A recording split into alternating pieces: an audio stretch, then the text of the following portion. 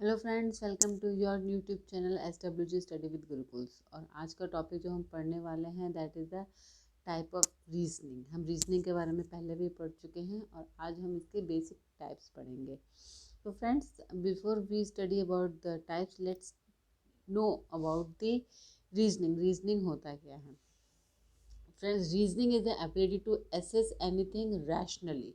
Logics के साथ, rationals के साथ हम कुछ भी समझ पाते हैं विद आवर न्यू और existing information.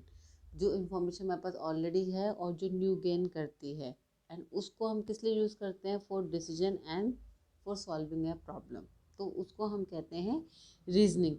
Reasoning allow us to know the benefits and disadvantages of any particular thing, and उसकी वजह से हम अपना कोर्स ऑफ एक्शन डिसाइड करते हैं कि हमें क्या करना है, क्या हमें सूट करता है अपनी नीड्स के हिसाब से। So it basically help us to solve the problem, to handle uncertainty.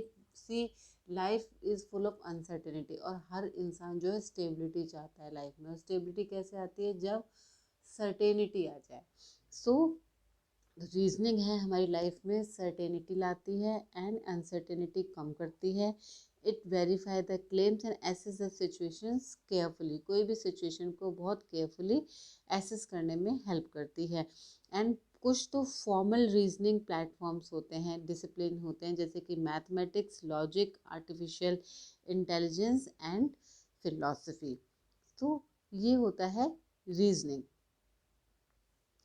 नौ मैं टाइप्स ऑफ रीजनिंग की बात कर रही थी, तो उसमें सबसे फर्स्ट जो रीजनिंग आती है that is a deductive reasoning.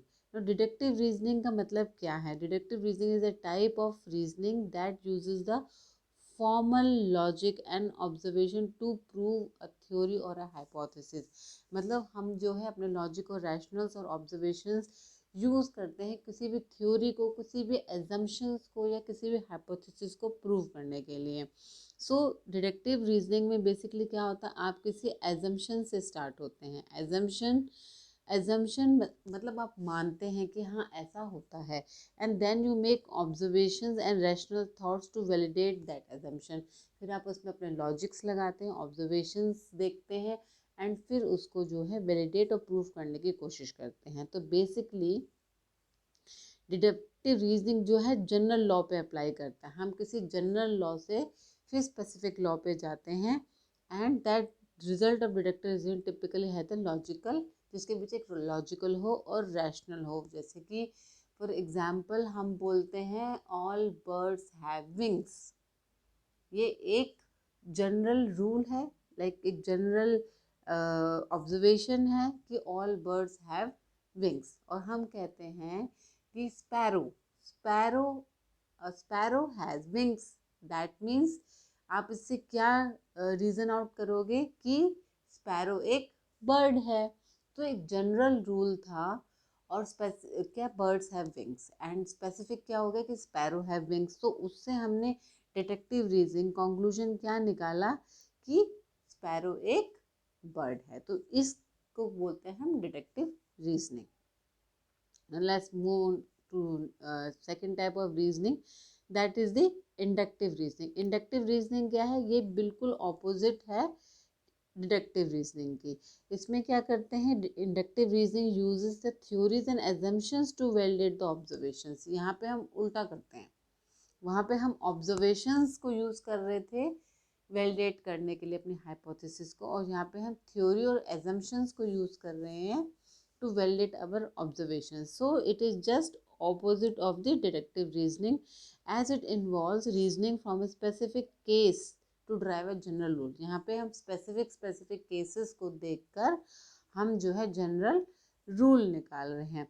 The results of the inductive reasoning may not be certain always, because the conclusion from the observation make generalization. यहाँ पे जो है इम्पॉर्टेंट ये बात ये है कि इसके जो रिजल्ट्स हैं वो सर्टेन नहीं हो सकते। क्यों? क्योंकि हम डिफरेंट ऑब्जर्वेशंस को यूज़ करके जनरलाइजेशन बना रहे हैं। And this inductive reasoning is helpful in explanation, prediction and part to whole arguments. उन चीज़ों में ये जो है इंडक्टिव रीजनिंग काम आती है। कैसे? जैसे कि मान लीजिए कोई किंडरगार्टन टीचर है, वो बहुत ट्राई कर रही है कि उसको अपने जो स्टूडेंट्स हैं उनका अटेंशन सीख करने के लिए, बट वो नहीं मिल पा रहा। तो वो क्या करते हैं, she tries to add a 5 minute activity break 1 hour after the school start. तो कैसे क्या करते हैं, वो जैसे स्कूल स्टार्ट होता है उसके 1 घंटे बाद एक्टिविटी ब्रेक स्टार्ट कर देती हैं। एंड धीरे धीरे उनको लगता है, कुछ टाइम तक वो ऑब्जर्व करती है, उनके मूड में, बच्चों के मूड में इम्प्रूवमेंट आता है, अटेंशन गेन करती है। तो वो इन ऑब्जर्वेशंस को देख के क्या डिसाइड करती है कि परमानेंटली ही वो एक्स्ट्रा एक्टिविटी ब्रेक लेना स्टार्ट कर देती हैं, ताकि उनका मूड, बच्चों का मूड का इम्प्रूवमेंट और अटेंशन गेन हो। सो इन सारी ये एक जनरल रूल निकाल पाई after taking these further observations. So this is known as the inductive reasoning. Now next is the analogical reasoning. ना एनालॉजिकल रीजनिंग में क्या होता है, जैसे कि आपको पता चलता है कि एनालॉगी क्या होती है, एनालॉगी मीन्स सिमिलैरिटी। तो एनालॉगी रीजनिंग में क्या होता है, we try to find out the similarities between 2 और मोर थिंग्स। 2 या ज़्यादा सिमिलैरिटीज फाइंड आउट करने की कोशिश करते हैं, उनके सेम कैरेक्टरिस्टिक्स फाइंड आउट करने की कोशिश करते हैं, उनकी कॉमन क्वालिटीज़ को फाइंड आउट करने की कोशिश करते हैं। एंड ये हमारी ब्रेन की टेंडेंसी है to notice the patterns and associations. That's why जब इंटेलिजेंस ब्यूरो के एग्ज़ाम्स होते हैं, इवन नाउडेज तो किसी भी कोई भी कॉम्पिटिटिव एग्ज़ाम्स ले लो, एसएससी हो, उसमें ये एनालॉगी रीजनिंग आती ही आती है, क्यों उसमें पैटर्न्स को देख के आगे के सॉल्यूशंस निकालने पड़ते हैं। So this analogous thinking can help to expand the understanding by looking for similarities between the different things. तो इसको बोलते हैं हम analogical reasoning. Next is the abductive reasoning. Now abductive reasoning क्या है, abductive reasoning is a type of the reasoning which uses the observation या फिर set of observation, एक observation या बहुत सारी observations to reach a logical, एक logical conclusion पे आने के लिए हम जो है observations या बहुत सारी observations को use करते हैं। एंड इसकी मेन applications है जब कोई ट्रबल शूटिंग हो जाती है, मतलब अचानक से कोई मतलब ट्रबल आ जाती है, मतलब सब कुछ स्मूथली चल रहा होता है और एकदम से ट्रबल आ जाती है। जैसे कि जब फर्स्ट टाइम जो है हमारा जो स्पेस ऑर्गेनाइजेशन है हमारी इसरो, वो जब फर्स्ट टाइम पे मिसाइल भेज रही थी तो बहुत सारी प्रॉब्लम फेस करनी पड़ी थी अब्दुल कलाम आज़ाद उनके टीम को। सो that is an example of the trouble shooting, क्योंकि जब पूरे तरीके से वो तैयार हो जाते थे और जब लॉन्च करने का टाइम आता तो अचानक से कोई प्रॉब्लम आ जाती थी। तो that is an example of trouble shooting. And decision making में भी इसकी बहुत एप्लीकेशन है। It is specially use to deal with the uncertainties, क्योंकि अनसर्टेनिटीज़ यही है कि सब कुछ टाइम से चल रहा है, सब कुछ जो है हमने जैसे सोचा वैसे चले, बट एकदम से कुछ अनयूजुअल हो जाता है जिसकी वजह से हम अपना काम पूरा नहीं कर पाते हैं। तो that is a trouble shooting. तो ट्रबल शूटिंग में ये एब्डक्टिव रीजनिंग बहुत कारगर है, क्योंकि we try to explain out कोई भी ऑब्जर्वेशन जब फिनोमिना हुआ है वो क्यों हुआ है, उसके बारे में नॉलेज हमें नहीं थी और अब हमें उसके बारे में और नॉलेज लेनी है, वेरिफिकेशन करनी है। And the conclusion of the objective reasoning may not always be certain, may require further verification. मतलब जो भी हमें ऑब्जर्वेशन होती है उसमें बहुत ज़्यादा अंदर तक जाके इन्फॉर्म गेन करके और वेरीफाई करना पड़ता है। That is an example of the objective reasoning. जैसे कि मैंने अभी आपको एग्जाम्पल दिया, जब इसरो जो है फर्स्ट टाइम मिसाइल भेज रहे थे तब उन लोगों को बहुत सारी प्रॉब्लम्स आई थी। वो 1 टाइम में नहीं हुई, 2 टाइम में नहीं हुई, 3rd टाइम पे हुई, क्योंकि हर बार उनको समझ नहीं आ रहा था कि वो एक्चुअली कर क्यों नहीं पा रहे हैं launch. So that is an example of the abductive reasoning. And finally वो रैशनल निकल के आए, जब वो समझ पाए कि कैसे कर पाते हैं, then in the 3rd attempt they were able to do it. So basically मेरे कहने का तात्पर्य ये है कि abductive reasoning plays a very important role in troubleshooting. Next is the cause and effect reasoning. ना cause and effect reasoning is very simple, जैसे कि नाम से समझ में आ रहा है कि this type of the thinking और reasoning is about the linkages between the 2 events. कोई भी 2 इवेंट्स हैं उनके लिंकेज के बारे में हम जब रीज़न आउट करने की कोशिश करते हैं तो उसको बोलते हैं कॉज एंड इफेक्ट रीजनिंग। और ये जो है हम डेली करते हैं, अपनी पर्सनल और प्रोफेशनल लाइफ में बिजनेसमैन प्रोफेशनल सब करते हैं कॉजल इफेक्ट। जैसे कि मॉल्स में आप जाते हो, आप जो है 5,000 की शॉपिंग करते हो तो आपको 500 के कूपन दे देते हैं कि आप नेक्स्ट टाइम जब शॉपिंग करोगे इतने इतने की तो आपको 500 डिस्काउंट मिलेगा। तो क्यों करते हैं इसमें, ये कॉज मतलब क्यों करते हैं, ताकि उनकी सेल्स बढ़े। तो ये सब करते हैं बिजनेसमैन प्रोफेशनल्स अपने अपने फील्ड्स में। So this is example of cause and effect reasoning. Next is the critical thinking. No critical जो थिंकिंग है इट इज़ वेरी इंपॉर्टेंट, और इसको बोलते हैं एक प्रेशियस चीज़ है इंसान के पास जो कि इंसान कर पाता है।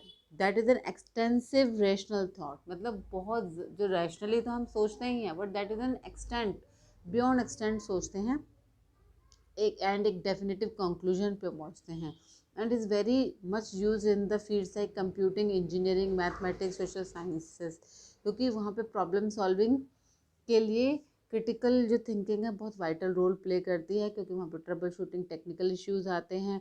Critical thinking is use for the authenticity in the arts literature film and artistic expressions, and it is also plays a very important role in mental and emotional matters as well.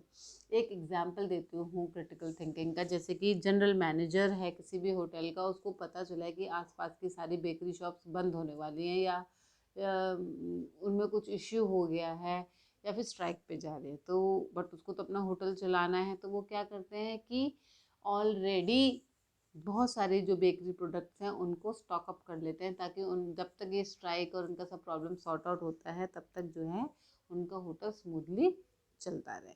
तो this is an example of critical thinking. आप मैं रोज ऐसे कुछ ना कुछ छोटे छोटे या कभी बड़े बड़े डिसीजंस लेते हैं जिसमें क्रिटिकल थिंकिंग हमारे इन्वॉल्व होती है।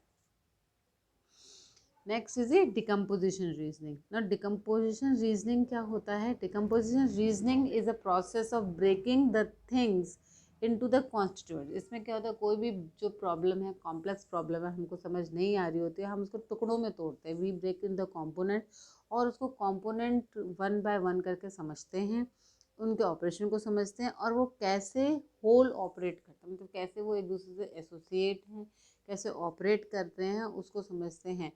बाय एनालाइजिंग इंडिपेंडेंटली, हर एक कंपोनेंट को इंडिपेंडेंटली समझने से हमें it allows us to draw many conclusion, powerful conclusion and about the whole. मतलब वो कैसे इंडिपेंडेंटली काम करते हैं और कैसे होल काम करते हैं, तो ये बहुत सारी हमें इंफॉर्मेशन देता है जो कि fields like science engineering marketing product development game development software development in सब में बहुत कारगर होते हैं एंड बहुत ज़्यादा इंफॉर्मेशन इनपुट इससे मिलता है।